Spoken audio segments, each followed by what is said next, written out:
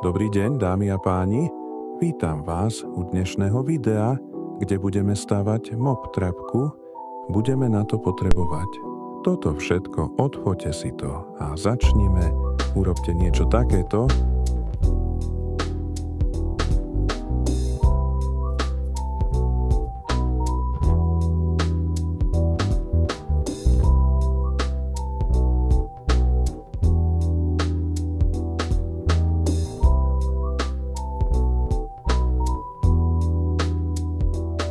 Potom nec to vyzerá nejako takto.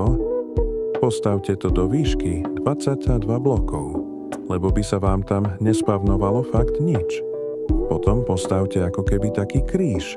Takéto musí mať údaje a musí mať 2 bloky do výšky. Potom z toho kríža urobte štvorec. Vyzerá asi takto. Nalejte tam vodu a znova okolo celého obvodu postavte 2 bloky do výšky a 36 po každej strane štvorca do šírky.